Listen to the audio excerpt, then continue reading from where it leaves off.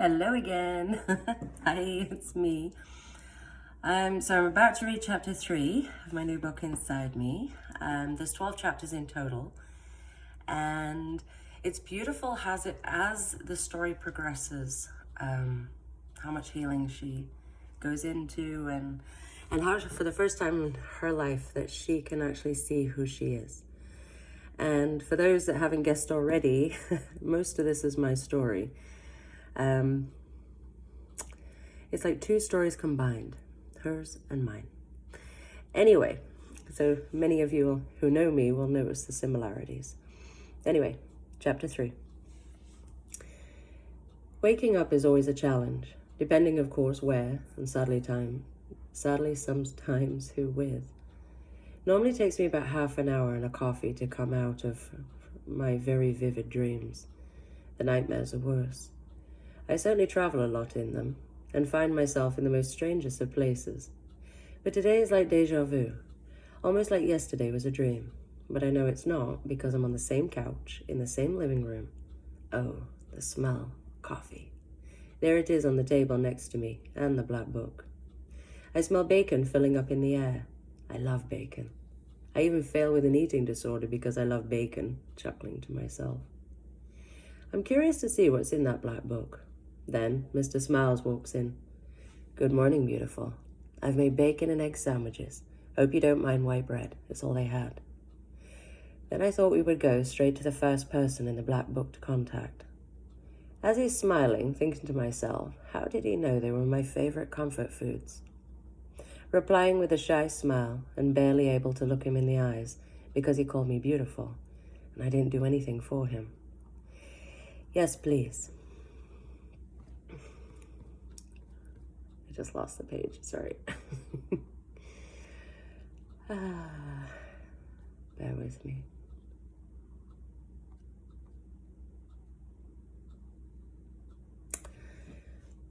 Yes, please, do everything you just said. He chuckles and heads for the kitchen. I feel so relaxed as I sip my perfectly made coffee. As I breathe, calming my mind, picking up the mysterious black book, Mr. Smiles sits next to me. With a gentle voice, he says, Pete and Maria, they're your first contact. Give them a call, and they'll meet you here. Are you ready to do this? Their names are pretty normal. Replying with a false strength. Yes, of course I am. I open the black book. It's like a diary. Not that I would know, as I've never had a diary. My memories, thoughts, and feelings should never be evidently read by anyone, thinking to myself. As I see the first page, it's handwritten, just like the letters from my dad. Wait, it is from my dad. I breathe deep and read. My sweet Nicole, Pete and Maria will meet you today. I won't say too much, as I want their visit with you to be special, in their words, not mine. I am so thankful Matthew is with you, and be brave, my love. Nothing but good can come out of this. You do deserve the truth. I am with you, watching you with your mom. Love, Dad. There it is again, the words I would have done anything to hear growing up and drowning. Wait, there's a number. Okay, I can do this. Staring at my phone, I'm thinking, I want to bail, run away, scream at a pillow, pull all my hair out. Matthew interrupts my trail of thought with a deep but soft tone, and of course a smile. Nicole, just text the number. Come over. They're waiting for you. I'm not going to make you call them. He smiles again. That's easier than he thinks, but I can do this. Besides, I want to know where I came from. Mr. Smiles is great, but doesn't talk too much, and I have so many questions that I do want answers to. I need to know. My stomach's churning. I need to eat this perfectly greasy sandwich. As I bite into it, the yolk breaks, dripping down my hand. That's it. My yolk's finally broke. It's running and exposed. Then, my phone vibrates. There's a response. I lick the yolk off my fingers as Mr. Smiles hands me a napkin, smiling, of course. I feel a sense of peace. I didn't mess up. It's just a sandwich, as I smile inwardly to myself. A memory comes to mind. I was about 7 years old, and it was about my 9th foster care placement in 2 years. The couple I was given to, I believe, hated me. Any excuse to punish me verbally or physically they waited for. I remember sitting on the floor eating a peanut butter and jam sandwich for my supper. Apparently I ate too loud for them, so I was to sit on the floor under the table with their dog, or should I say their baby, knowing if I made a sound, a kick would come from any angle. Shaking my head, no, I'm not there anymore. Breathe. Focusing back to present, I look at my phone and the replies, "We're on our way, be there in an hour," and a smiley emoji. Wait, I'm not ready. I'm still wearing yesterday's clothes and my shirt panda eyes. Matthew laughs and calmly says, "Don't worry, I've put some new clothes in the bathroom for you, which I had my assistant bring over this morning. Enjoy the hot bath I already ran for you. Take your time." I leap up, grab my handbag, and run to the bathroom, thinking I shouldn't have got up so fast as my blood's rushing around my body. My head's floating away, hearing a voice. "It's okay. You got this. Just breathe." Not sure I understand this new voice. Sounds different to the rest, calm and reassuring. I breathe, and slowly it works. I calm down. I feel excited as I look at my new clothes. Chocolate-colored leggings and a long olive green sweater. Oh my, it feels so soft and stretchy. Good taste. Wow, it's cashmere. I've always dreamed about owning one of these. I've never had anyone buy me new clothes before, only underwear. Remembering the first time I got a bra, I was 11. When I was in the group home, I remember feeling excited and uncomfortable at the same time, as I'm shaking my head. I don't want to remember that, man. Thankful it's just the sports bra and matching boxer shorts, some French name I've never heard of, and also in black. Great. I don't think I could handle anything sexy. Look at the bath, filled with bubbles, and the whole room smells like lavender and vanilla. Now I'm floating, but in a good way. Locking the door, making sure I'm safe, I undress, peeling away yesterday. If only my past could peel away so quickly. Choosing the perfect playlist. Music has healed and helped me so much, especially in my darkest days. As I press play and step into the cloud of bubbles, the song guides me through. How appropriate. Enya, Only Time. The first verse, who can say where the road goes or the day flows? Only time. I close my eyes, lay back and listen. My mind stills, my body relaxes, and I drift away into an oasis of peace to some faraway abandoned island. I faintly hear the doorbell. Crap, they're here. Rushing blindly to get dressed, making sure I'm somewhat dry, wetting my hair, and back in a bun you go. Slapping on some makeup for my power face. There's a new toothbrush and paste. Oh good, my mouth smells like crap, I'm sure. Great first impression. Wait, it's not a job interview or a date. Breathe. I can hear the door slam. And where's my little Nikki? Can she be possibly talking about me? I hate being called that, but it's actually kind of comforting too. As I walk down the hallway, feeling sheepish, with a false strength, feeling like I'm dragging my body, this woman's smiling at me with tears in her eyes. She's beautiful, like a Spanish goddess. Long brown hair creeping down her thighs, with so many curls at the ends. Perfect high cheekbones, deep dark eyes like mine. She's coming towards me. She has her arms open like she's going to hug me. I don't like hugs. It's my space, my bubble. She grabs me and squeezes. I think I'm going to lose air. I hold my breath, my hands gripping my thighs in a clench. I exhale, and I think I'm enjoying this. The warmth of her body, the smell of her perfume is like a mountain meadow, so fresh and clean. She kisses my cheek. I'm Maria, and I sure missed you, my little Nikki. You're not so little anymore. As she steps back and smiles, holding my shoulders. Come, let's go sit. And this is Pete. He's my husband now. As she walks to the living room, chuckling away, Pete walks up and is about to hug me. Then Mr. Smiles pulls at his arm, pulling him back. They exchange a look. Then he just holds out a hand to shake. My entire body went from being stiff to jelly in seconds, thinking how Mr. Smiles saved me. A feeling I don't have time to register. How did he know I didn't like hugs, especially from men? Pete's hair is dark black, curly, parted in the middle, As he smiles, I notice the gap in his teeth, which kind of suits him. His crooked nose and strong jaw, clean-shaven but with a shadow. And I can smell a wisp of cologne. Hey, Nicole. I'm so happy to see you again. We head into the living room. I think they're waiting for me to sit, so I slide back into my safe spot on the sofa, forcing a smile as I gather my thoughts. Maria is just staring at me like I scored a home run. Mr. Smiles starts up with offering coffee that he just made, and Pete offers to go and help him. Thinking, I don't need coffee. I need whiskey, and lots of shots, please. I breathe deep, look into Maria's mesmerizing eyes, thinking if this woman knew my dad. In a beautiful, soft voice, she says, I can see so much of your mum in you and your dad. You have his eyes and your mum's beautiful hair. As a tear runs down her cheek, she wipes it away with a smile. I have nothing to say. My mind's filling up with so many questions.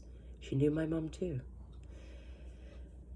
It's okay, Nikki. I won't hurt you, as she strokes my hand. Like I haven't heard that a million times before. I want to tell her to stop calling me Nikki, but I can't. She seems so nice and warm. I don't want to hurt her. So my mind must be still. I breathe deep. Coffee's here. Good. Now I have something in my hands and not my hair. As I sip, Mr. Smiles starts smiling. As I sip, Mr. Smiling, starts talking. Thanks for coming. Nicole's had a pretty exhausting couple of days, I'm sure, so we'll take it gentle if that's okay with you two. We will keep to the subject at hand, as I'm sure there will be plenty of time to catch up later. Smiling, he hands me a letter. Here, Nicole. This will explain everything in your dad's words. As I reach out and grasp yet another letter, fighting back tears as I try to control myself.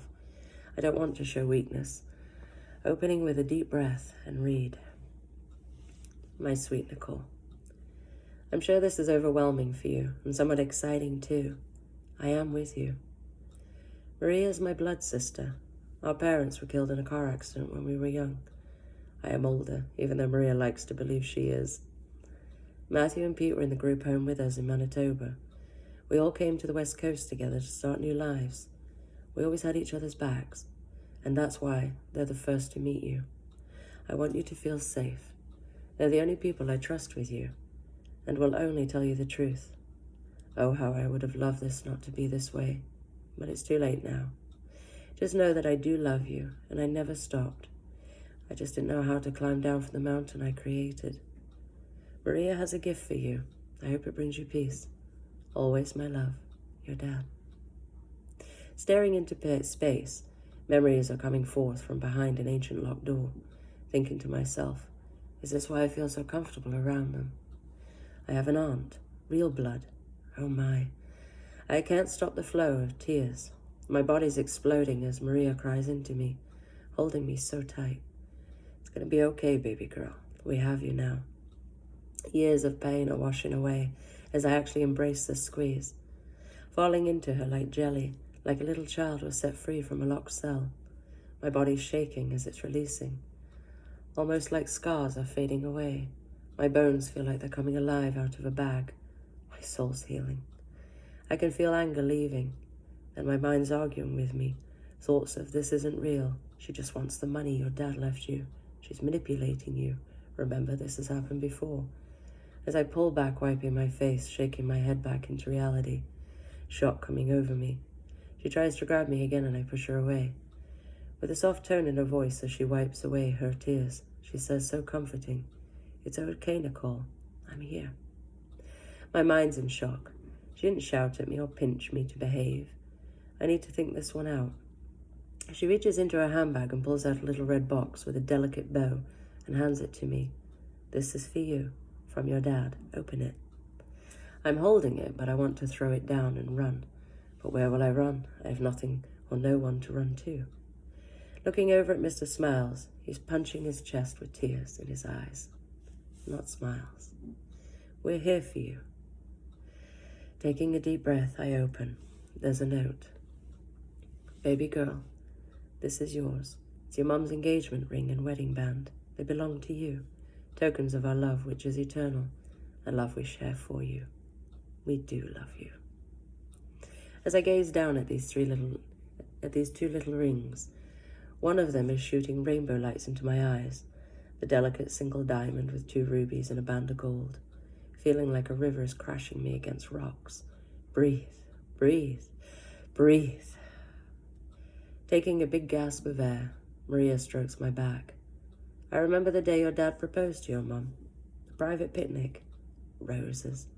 Oh, there were so many roses of every colour scattered, making a path into the woods, till they came to this big flat rock by the river, where he had a huge bouquet of them in a crystal vase. He got down on one knee, but before he opened his mouth, your mum screaming, "Yes, yes, yes, I will marry you." This was one of the happiest days of their lives.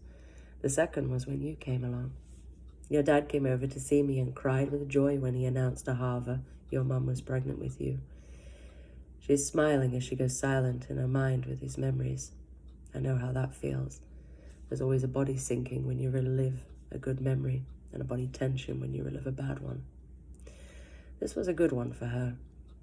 She takes off a long gold chain from her neck, takes the rings and beads them onto the chain, then places around my neck, smiling. They are always close to you, close to your heart. As I hold the rings, closing my eyes, I can see a memory, just a brief one of them both smiling at me. I feel comfort and safety. I think I'm starting to believe I was loved, but I don't feel ready yet. So changing the subject, I'll ask questions. So Maria, do you have any kids? She looked straight at Matthew. He closed his eyes and nodded his head. She then responded with, "Yes, I have 2 sons. Josh is 28 and Andrew is 30. Then she put her head down like in shame. I'm not understanding this, responding with, "Cool, that means I have cousins," as I smile. I can feel my entire body getting excited, but then she looks at me in the eyes with tears filling up. Not exactly. I thought this would be easier to say. Andrew's your brother, Nikki. He's your brother, not your cousin.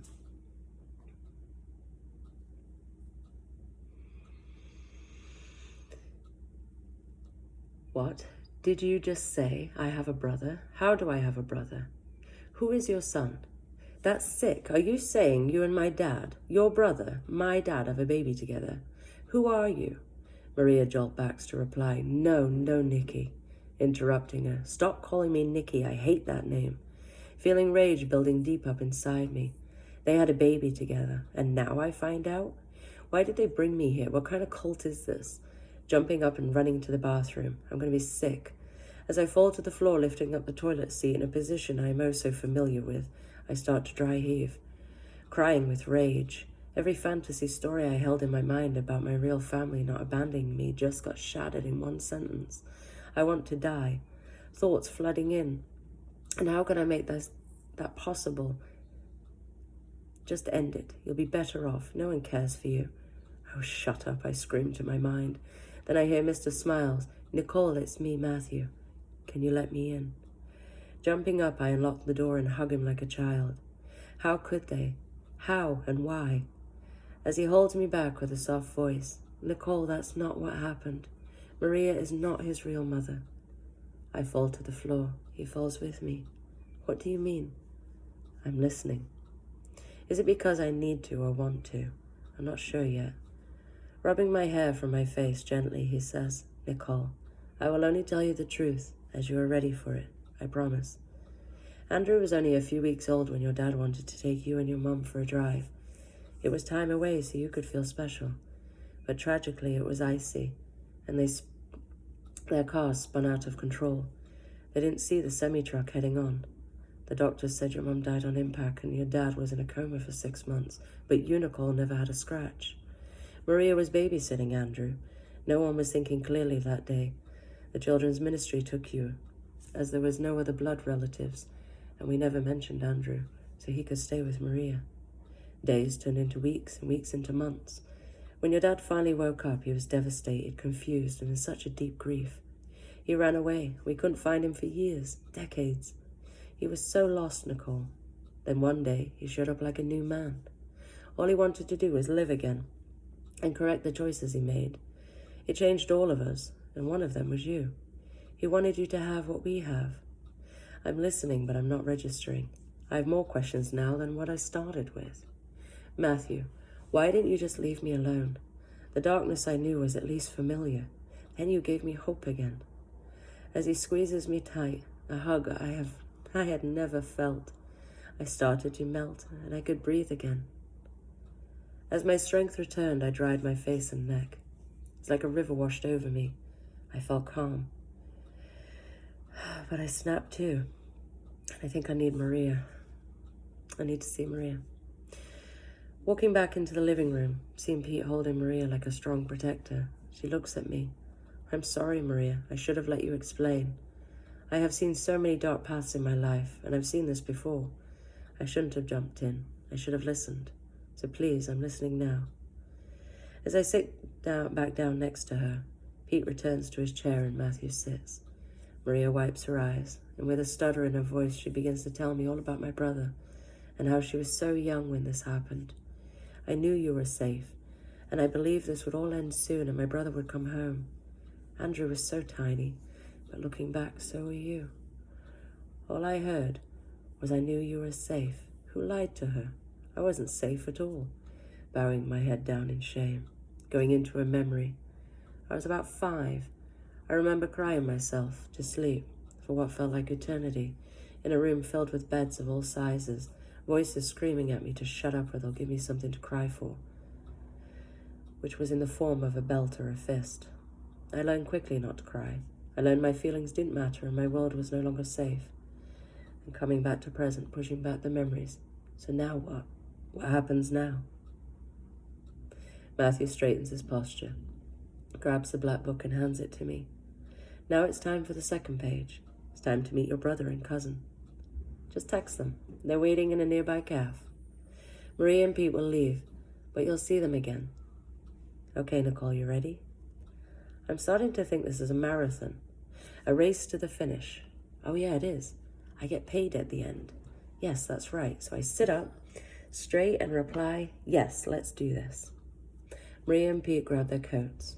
Maria asks if she can give me a hug, which is fine. Once again, I feel the softness of her cheeks next to mine. And as we hug, her smell is so comforting. See you soon, Nikki. Sorry, I mean Nicole. Then they leave. Matthew is guiding them out. I'm feeling guilty now for snapping at her. It's just a name. And then shame washes over me. A familiar friend. One that never seems to leave me. Matthew walks in with a smile, of course. He sits down. Nicole, I can only imagine how this must be for you. But I don't know how you're feeling. I need to know if you're okay. If you want to take a break, that's okay. This is about you, no one else. Feeling comfort in his words. I believe he's being sincere. Of course, I want to run away and hide under a rock or some shady bar somewhere to drink into oblivion. But I know that got me nowhere. So knowing this is the path I must take for now, I reply, honestly, I'm scared. But I also have this feeling inside of me. I want to explore more. You're right. I need the truth. I need to be free from the gates of my past. So please, let's do this. As he smiles and nods his head and responds in a deep, soft tone. Remember, I'm here with you. You're not alone. I open up the black book and flip the page, taking in a deep breath like my life depended on it. And again, in my dad's handwriting, it reads, hang on. T. My sweet, brave baby girl. Oh, how I want to hold you tight right now, as tears are flooding from my heart for you. Also joy, as you and Andrew will be reunited again. It's been too long, and that's my fault, not anyone else's. Baby, I take full responsibility and only want the best for you, but I also know you deserve the truth.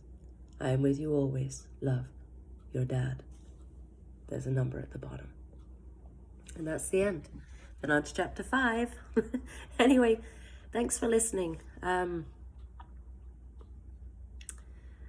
much as I love reading out loud is something I'm learning to enjoy more and more. So I thank you again for listening. And thank you for listening to the book I wrote. Cheers. See you soon.